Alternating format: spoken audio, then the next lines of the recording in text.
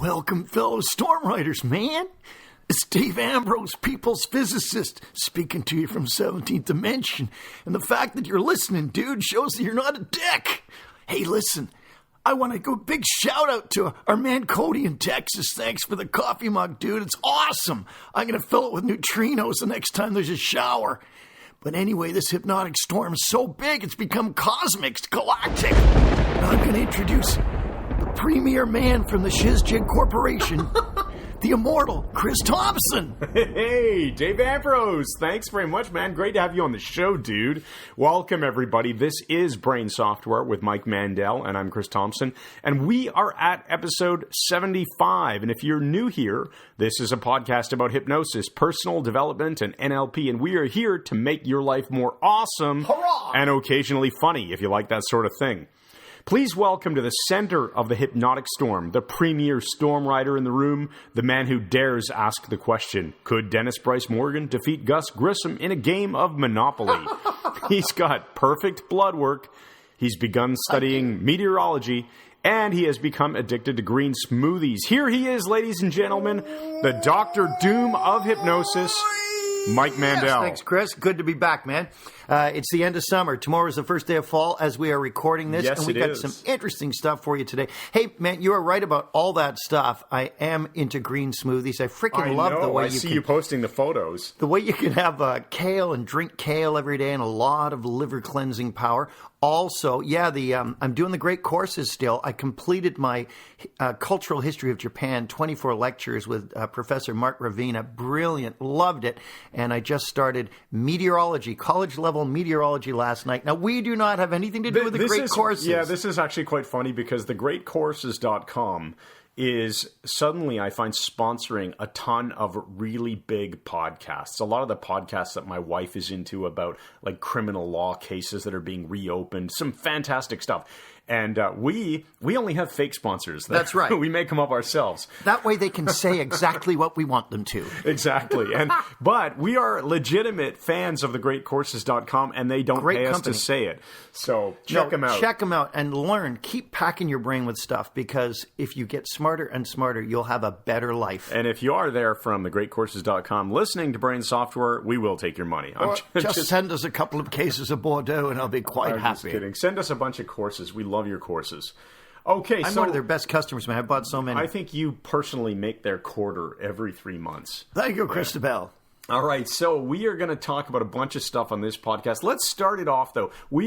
Let's give you the teaser. We're going to talk a lot about relationships today. Right, intimate and otherwise. Right, and before we go there, we do have a few things we want to update you on. So we just finished a really great weekend course, which may well be our last, at least for a long time, live training in graphology or handwriting analysis. Right, and the reason it may be the last is because we typically did one a year at University of Toronto, and they've just renovated our room, which is annoying because I love the feel of academia. Now it feels like a business room, but it's still a good room. It's a great room. It's a great room, but we only were doing one a year, a weekend-long course, but the online graphology training has taken off to such a degree that we are seeing less and less reason why, fewer and fewer reasons. Caught myself, wasn't that dangerous? I was just about to. You're going to yell language police. Yeah. Fewer and fewer reasons why we should have the live class.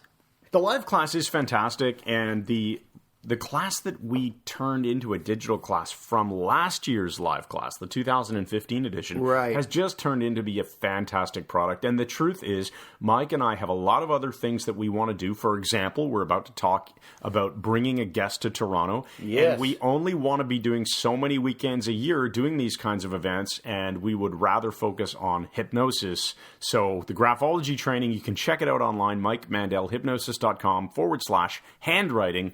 And it's an awesome course. Yeah, check it out, guys. We're not going to do a hard sell here, but it's about 7 hours long. We have police who have taken this. The stuff I teach you can take to the bank. It's a combination of European graphology, which is Gestalt, and trait stroke graphology, which is the American system, which was stolen from the French, ironically.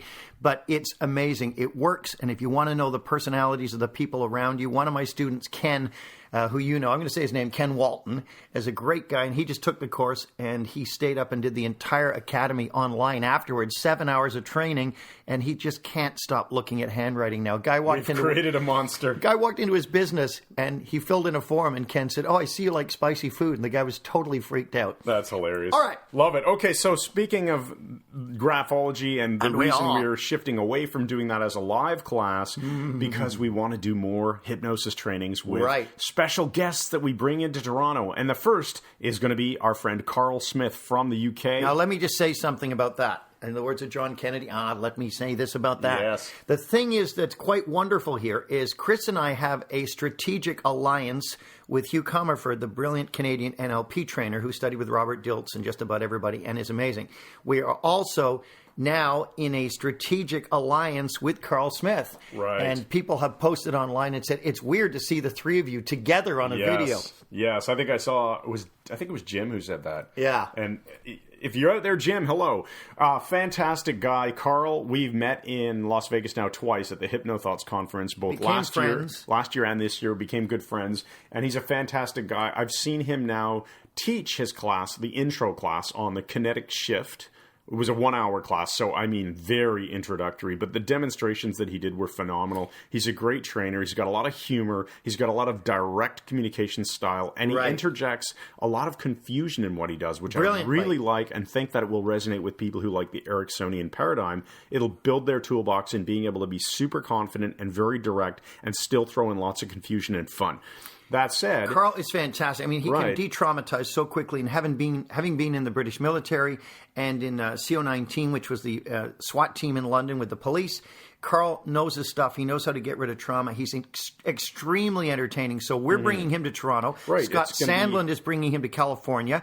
And between the two groups bringing him in, whether you're on the West Coast or the East Coast, you are without excuse if you're a therapist or a hypnotist or a trainer and you want to see this remarkable man work and teach you in a weekend in Toronto or in California. Check it out. It's going to be amazing. Right. And if there's anything that I can say here in terms of just sharing some value, it is make sure that you don't get stuck with, one or two ways of doing something. Have options. Brilliant. And Carl's kinetic shift tool is another option that will really help flesh out your toolbox. And just keep that in mind. Always have lots of ways that you can deal with problems. Right. Well, we're looking here at the law of requisite variety, which states that the element in any system that has the most options will be the element that is in control of the system. For example, in your computer, the element with the most options is the microprocessor. And guess what? It runs your computer. Right. So in any relationships, a family, the one with the most options will be in control of the family, and so on. That's so right. Get And some options for your therapy, too. That will be a nice thing to come back to in a minute, Mike, when we shift the conversation to relationships. All right, so then we also should mention we are doing our Wellness Academy. We're actually in week 1 of our 4-week online program, the Wellness Academy. Right now, it's a group coaching program.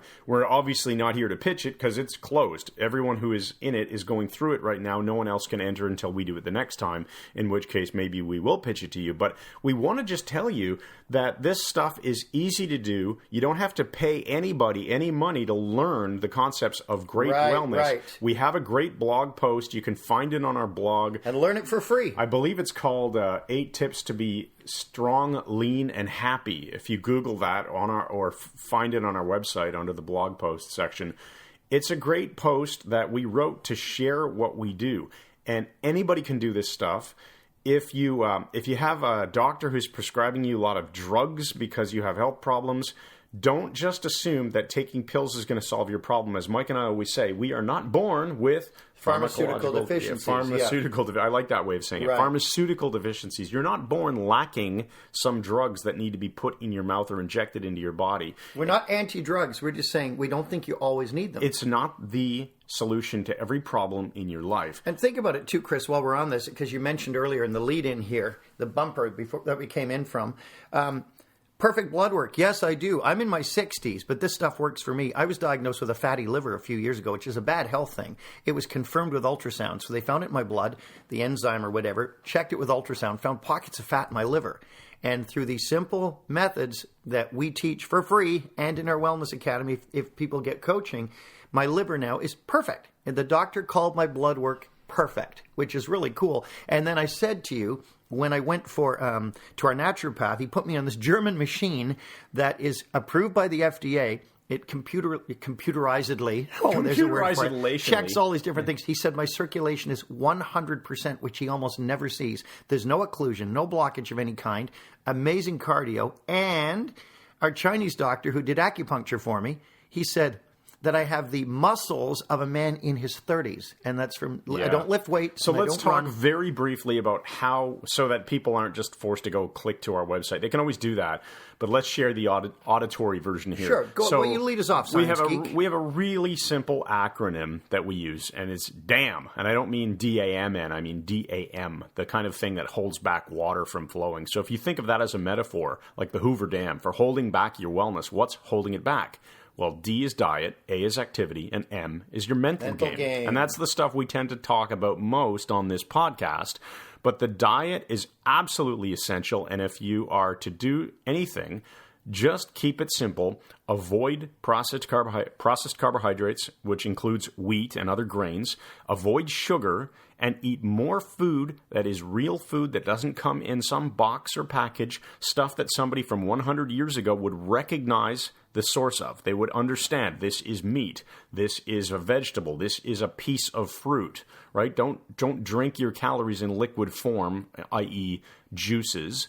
Drink water, occasionally tea, coffee, a little bit of alcohol is fine, like red wine, and eat whole fruit rather than drinking gallons of orange juice. I used to do you have a couple of apricots or an apple or a plum. That's not going to load your system with sugar and then an insulin whip. So the main picture here is you just want to get more of your calories coming from natural sources of protein and fat that are healthy for you, and less coming from processed carbohydrates, which just cause insulin response, which cause fat storage, and is a real problem. When it comes to activity, it's very simple. Mike and I would say we are probably in the exercise mode for about 15 minutes every time we do it, for maybe 4 times a week. Yeah, that's about it. And then standing more, walking more. But body weight exercises, things that you can already see perfect examples of. If you go and look at any, Navy SEAL workworkouts for getting admitted, like you don't have to go crazy, but the same kind of stuff they would do. Pull-ups, 12-minute athlete. Yeah, 12-minute. Does some great stuff. 12minuteathlete.com, fantastic stuff. All using your body weights and minimal to zero equipment. So you can do push-ups, you can do body weight squats, lunges, burpees, sprints. High intensity, short. And tell you guys, I used to run 10K, which is 6 miles for those in the U.S., and my cardio actually got better when I stopped running and started doing the body weight exercise. Absolutely. It's insane. Okay, so and then the M is the mental game, and I'm not going to expand on that because we already spend so much time on this podcast. So let's just get back to it. With that said, Mike, let's shift over to a discussion on relationships. Well, we're going there, Chris, but first, a word from our sponsor. Hey, Melvin, what's that in front of that caster? That's a dead ant. You don't have ant-proof casters because they're only provided by the Shizjig Corporation. Hey, folks, are you finding that when you move your furniture, you'll see an occasional dead ant on the floor? No need to put up with that anymore. The Shizjig Corporation has the solution for you. Ant-proof casters. You'll never worry about dead ants again because you don't want your house to look filthy and full of insect waste.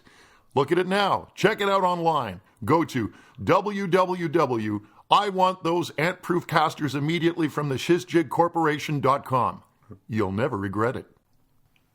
All right, and we're back. So, Mike, let's begin with a discussion about relationships, and what is it that prompted this? Well, let's just say, Chris, first of all, people are going to say, well, what right have you got to talk about relationships, as a woman said to me once? Because it's just a psychodynamic No, I got a better answer. I got a better answer. Oh, you were going to go with a woman said that, and I said, well, I'm an NLP trainer. I understand how psychodynamics work. I was a therapist for years and worked with hundreds and hundreds of people. But the bottom line is that's why CBC Television brought me in as their communication/relationship guy for 2 seasons on the Stephen and Chris show a few years back. So I'm going to show you stuff, and Chris will tell you stuff. We can't show you because you can't see this piece of paper, but let's talk about relationships. Let's do it.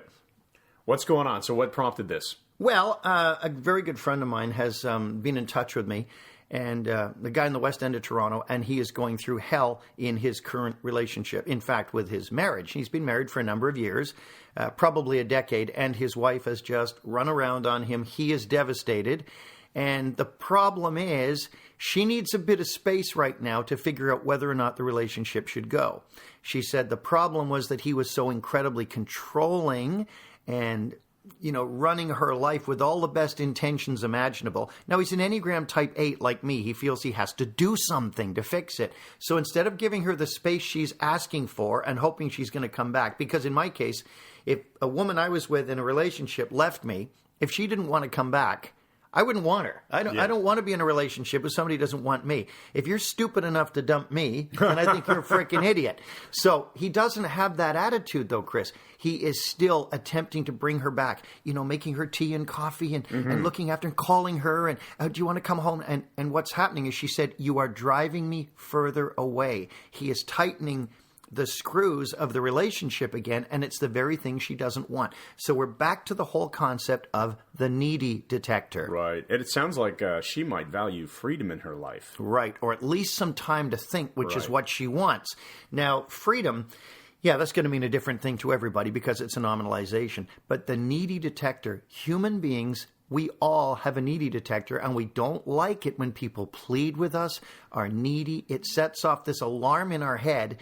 That's why when we first go into a relationship with someone, you notice what we're like, Chris? We're a little bit mysterious. We don't put everything on the table. We're not just falling around like a little puppy. What can I do for you? What can I do for you? Because we don't seem strong. We don't seem powerful. We don't seem mysterious. We don't seem interesting if we do that. I saw a guy a number of years ago when I was about 20, and he was intrigued and enthralled by this woman who smoked, which, of course, is a deal breaker for me anyway. Yes. And he would actually sit beside her on the arm of the couch and hold an ashtray in his lap for her. Oh, man. Now, do you think that's setting off a needy detector there, that he's just so impressed with her and needs her so much? It didn't last. It obviously didn't last. And guys especially who fall into this thing of, you have to creep around and walk on eggshells, and you don't want to set her off, and you got to be so gentle and so kind and careful and do everything for her. Guess what? Women often are attracted to not necessarily bad boys, but guys who have a bit of backbone.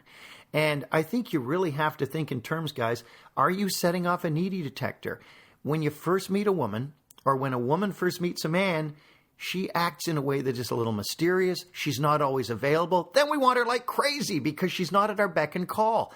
And I told my friend, you have to back off right now. You got to step back a bit and let this play out. Let her get her breath, because every time you hit the reset button, you're setting off her needy detector and you're pushing her further away. And he confirmed that was true. Okay, that makes a ton of sense. Remember, Chris, the bottom line is, in a relationship, the person who cares the least is always the one who's in control. Listen, guys, that's so important. I'm going to say it again.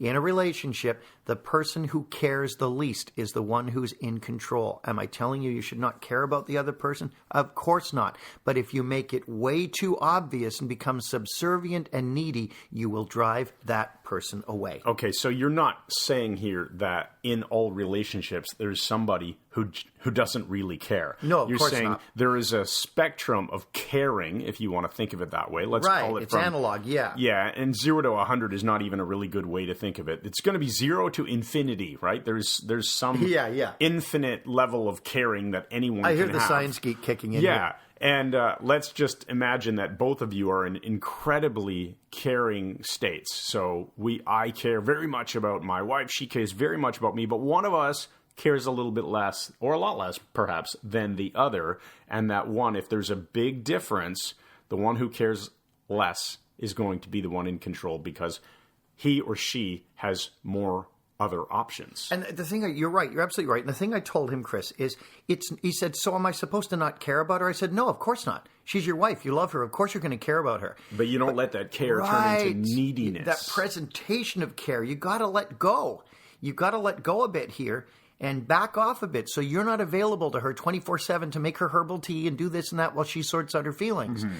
So anyway, it's a weird thing about humans, and that brings up the whole question of love languages. Right. And so the 5 love languages is a really cool thing that Gary Chapman wrote a number of years ago, but this is still a very relevant and useful way of coding and analyzing human behavior. The idea that we all have a way or a couple of ways of indicating or noticing to ourselves that we feel loved. How do you know you feel loved? Right, and this is about strategy. So if love is a strategy, so we feel loved by having certain things happen to us or doing certain things. So one is quality time. Right. If someone wants to spend time with us, some people feel loved. Other, it's words of affirmation. We hear, oh, you look fantastic. Your hair looks great. We feel loved. Physical touch is another one. If you're being touched and, hugs, this kind of thing, kiss, you feel loved. Another is gifts. Gift giving is a classic one. People give gifts because they want to show that they love the person.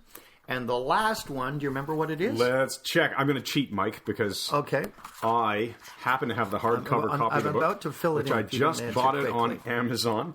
It is Acts of Service. Acts of Service. Now, the reason I saved that for last is that is my wife's love language. Yes. Her love language is, if I vacuum and clean the place and weed the garden without being asked, without being told to do it as a guy, that shows her I love her. Right. But you see, here's the thing that you really need to notice in all 5 of these. We tend to do the one that speaks to us. Exactly. So since my love language is twofold, it's words of affirmation. Hey, Mike, you're doing a great job. Thanks again. Words of affirmation and physical touch. When I get those, I feel loved. But they are not my wife's love language. So I present those to her. I'm telling her I love her. I'm giving her hugs. And it's meaningless to her. She needs me to do the acts of service, to clean, to vacuum, to make supper, to do these things. Now, when I found this all out years ago, one of the things I did was learn to cook. About 8-9 years ago now, took over cooking supper every night, make her delicious dinners, and she knows I love her because I take the time to do something for her. She is also learning to say words of affirmation to me and to put her arm around me and so on. I mean, she's not cold or anything, but it's not where she naturally defaults to. She is a doer. She makes sure things are done for me. So now I've learned to recognize when she does things, she is living out her love language to me. Right, and so it's very important here. Let's just make sure we connect the dots between the caring. You said the person who cares the least is in control. This kind of stuff in Gary Chapman's book is really designed for people who both very much care about expressing the correct love language to their spouse. And I think it's also important to point out that if you take this same concept and separate it from the idea of a romantic relationship, the same thing happens in friendships, in business relationships. So you could have a business partner that really values having something done for him in the business, having something taken care of. Hey, I hired you a virtual assistant or whatever to take care of something versus, now, physical touch, not so much a factor here as a pat on the back or something could be very helpful, but or it could just be quality time could be important to someone. Your friend, hey, I want to sit down and, hey, let's talk about what you are after in life or how's work going or how are your kids? Just spending quality time with your friends. That this is not only something useful for romantic relationships. For sure. Business relationships, anything. How the person feels, change the word love to appreciate it. That's why it's the same thing. I think even if you are in the perfect relationship, marriage, whatever, I think you should still read this book. Because it'll make you a better hypnotist, it'll make you a better friend, it'll make you a better communicator. And what is the book, Chris? It's called The 5 Love Languages. It's exactly what we just talked about by Gary Chapman. And it's been around for a while, but it is well worth revisiting. We're talking strategies. What is the strategy that triggers your sensation of being loved, of feeling loved? And remember, you'll tend to run your own with other people, whether or not it's appropriate. We have a very good friend, Ryan, martial artist friend, and his love language is gift giving. That's his main one. He's always giving me things, bringing me homemade sauerkraut and knives and stuff and flashlights. And he's a very generous guy. And I finally realized that's his love language. So I gave him some quality stuff like a sauerkraut crock and things like that. And he's really happy and feels appreciated. But we're getting the signal from the floor director. Chris, we have to go to a commercial. Tonight on the Honey Hallmark Network, You're Still Just Danny, Episode 2. Hey, Danny, how was school today? Dad, it was awesome. I always get D- in everything. Today I got my first C. I got it in penmanship. The teacher said it was really readable, and I'm really improving. Hold on there, Leonardo da Vinci. You're getting too big for your britches. Remember, you're still just Danny. Yeah, I guess so. You're Still Just Danny on the Honey Hallmark Network tonight at 8. And later on the Honey Hallmark Network, Larry Gomez, the man who might be Mexican. Good morning, Mr. Gomez. Do you want your usual breakfast? Yeah, that'd be great. Okay, I got sausages, bacon, well done. We got scrambled eggs, toast and coffee. Anything else on the side? Fried tomatoes, home fries? Could I get a bit of guacamole on the side? Guacamole. Mr. Gomez, are you Mexican? I might be. Larry Gomez, the man who might be Mexican, tonight on the Honey Hallmark Network. And we're back. Hurrah! So let's continue. Let's wrap up our discussion of relationships. Right, and the question is, Chris, how are we going to find out what the other person's love language is? That's where I was hoping you would go. So let's remember here that people generally act in a way that is consistent with their love language. Now, they do this unconsciously, right? They don't stand there or sit there, don't think, oh, I really like when someone rubs my back, so I'll rub my wife's back because she must like that. No, it's unconscious. People tend to do what they want more of. They demonstrate what they want. Yes. So knowing that, in NLP, we call this second position, right? You would step away from your own perspective and you would look at it and think, well, what is it that my spouse or my partner is doing? That is probably a good idea for me to reflect back because that is her love language. Her love language or his love language. And the key is, too, you can always just elicit it, right? You can say, say to your spouse, significant other, whatever, best friend, what makes you feel loved and appreciated? What is it? How do you know? And they say, well, I just know. Well, how do you know? Where do you know? Well, I get this feeling. What goes just before that? Where is that feeling? Oh, it's in my chest. I feel this warm, fuzzy feeling. Okay, well, what triggers that? Back it up. Well, it's when she looks me in the eyes and says this. So you can elicit it by simply spending a couple of minutes and asking the questions because their strategy is like a combination lock. This can fix all kinds of problems in a relationship by filling that gap. If the other person feels loved and appreciated, it's a great way to maintain and strengthen that relationship. Chris is frantically looking something up here. I'm not looking anything up, but I'm just looking at the table of contents again so I can refresh everyone on the 5 love languages that are in Chapman's book. Because just by thinking about these and thinking back to when your spouse or partner felt love or are going through this in a conversation, you can generally figure out the categories, which ones are important. And there'll be 1 or 2 usually. Then you have to go through and understand, okay, well, what's specifically about quality time or what's specifically about acts of service? And Mike and I were talking earlier about how if, for example, if I vacuum the house, my wife loves it because it's not something she likes to do. But if I clean the bathrooms, no appreciation whatsoever because guess what? She does a better job. Oh, yeah, because I don't do as good of a job. Welcome to my world. So you have to understand not only that your spouse or whoever appreciates acts of service, but which kinds of acts, which are the ones that really make her feel great. So there's a specificity here. That's great. So remember the 5 here in order of in the way they're delivered in the book. Words of affirmation. So being told how awesome you are. Everyone likes to be told that they're awesome.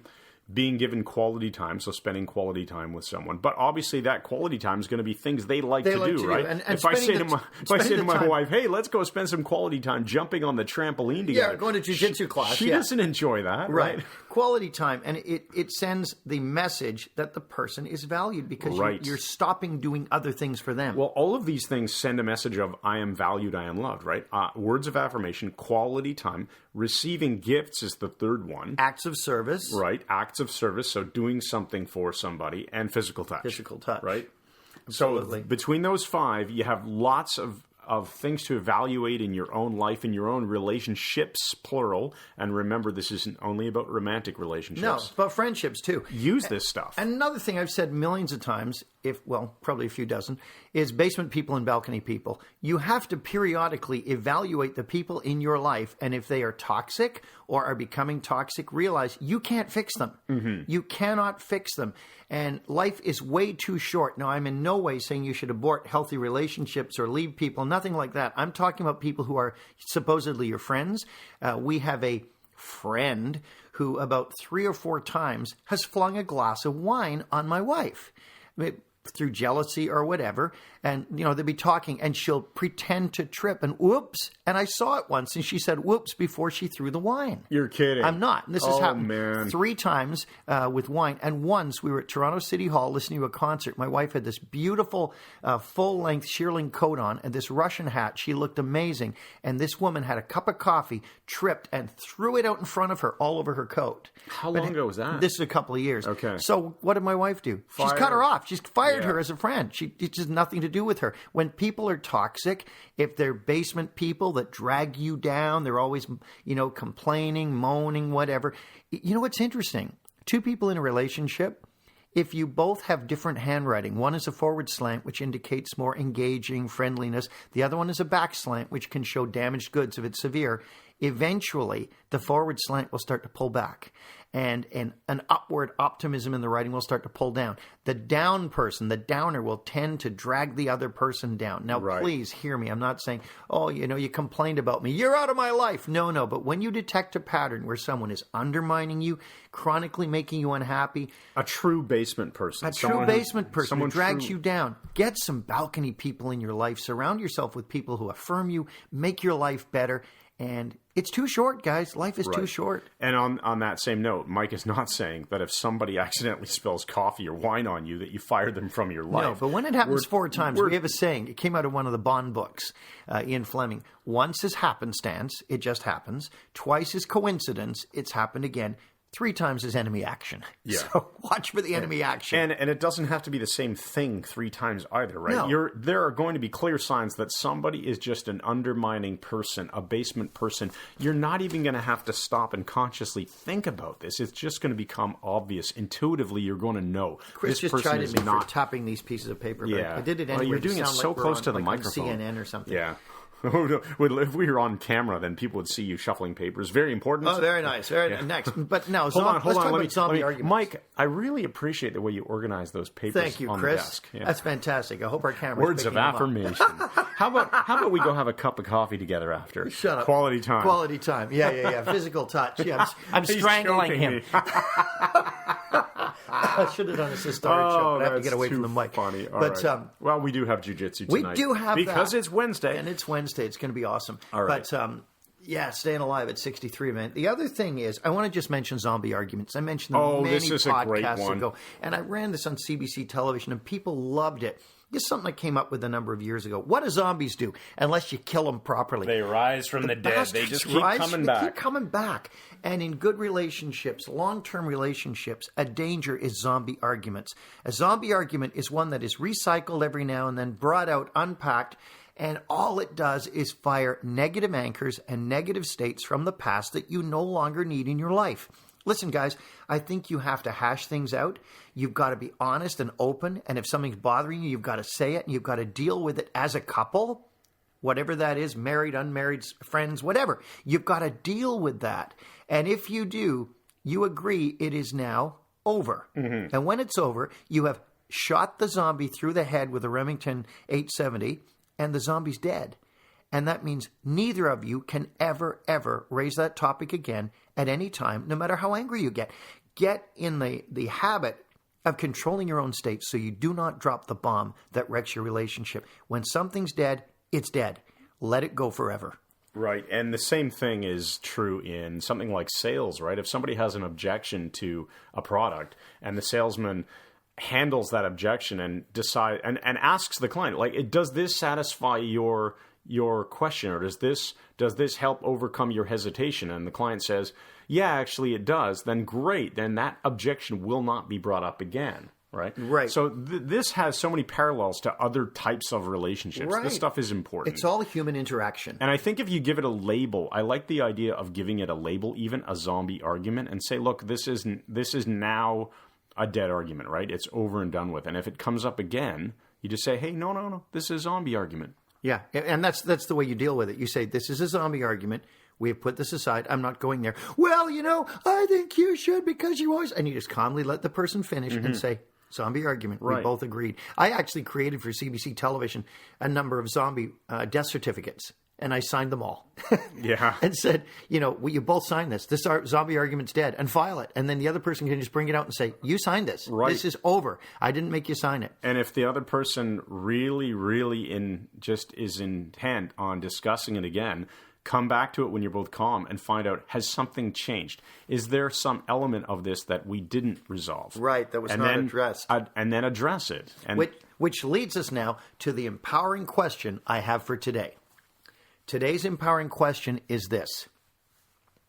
Who are the most toxic people in my life, and what am I going to do to move on?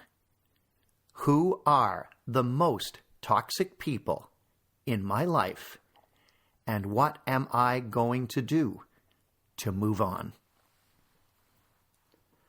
Thanks, everybody. This has been episode 75. Can't believe it's already 75. Woo! A Brain Software with Mike Mandel, and I'm Chris Thompson. Make sure you head on over to MikeMandelHypnosis.com. Check out all the stuff that we are doing. We're going to be bringing Carl Smith to Toronto, April. I didn't give the dates earlier. It's April 29th and 30th. Give you lots of warning. Of 2017. And he's also going to Newport Beach, California, April 22nd and 23rd with Scott Sandlin. We don't have anything official on our website to talk about this yet or sell tickets or anything like that, but get on our mailing list if you're interested, and we will make sure that you get first notice when we are ready to take signups. Podcast, of course, leave a review and a rating. If you think we deserve 5 stars, we would love for you to give us a review and a recommendation on iTunes.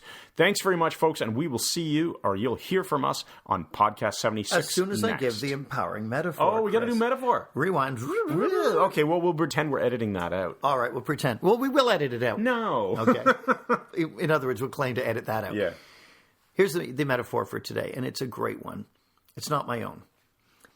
A number of years ago, a huge storm hit the east coast of Canada and the United States. The storm caused high tides all down through Nova Scotia, Prince Edward Island, New Brunswick, and right down into Maine and also Massachusetts down to Cape Cod. Big storms change everything. And this, with the rising tides, flooded the beach with debris. All of the beaches, in fact.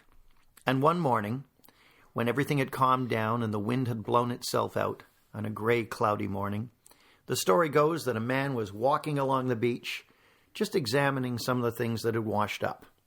Bits of driftwood, seaweed, and he noticed the beach was strewn with thousands, if not hundreds of thousands, of starfish. Somehow they'd been disrupted on the bottom of the ocean, wherever they tend to linger and hang out, and thousands of them had been washed up. Starfish maybe an inch across, right up to 4 or 5 inches. Beautiful animals, washed up and stranded. And as he walked, looking at them all and trying not to tread on them, he saw a young boy, 9 or 10 years old, down the beach, flinging something into the water. And it took a few minutes before he gradually caught up to him and approached him, and he asked what he was doing. And the boy said, "I'm rescuing starfish." And he was picking them up one at a time and flinging them back into the ocean. And the man stood chatting with him for a minute, and he said, "There's thousands of them, son. Hundreds of thousands on this beach. You cannot possibly make a difference." And the boy picked up another one, threw it in the water, turned to the man and said, "I just made a difference for that one." All right, thanks, everybody. This is the second ending of Podcast 75. We'll see you on the next one. And now, Brain Software's Mike Mandel and Chris Thompson salute hypnotist James Hazelrig and his new book, The Little Book of Hypnosis, available on Amazon, and it's awesome. Hi, hi, hi, hi, hi, hi, hi, hi, ho, ho, ho, ho, ho, ho.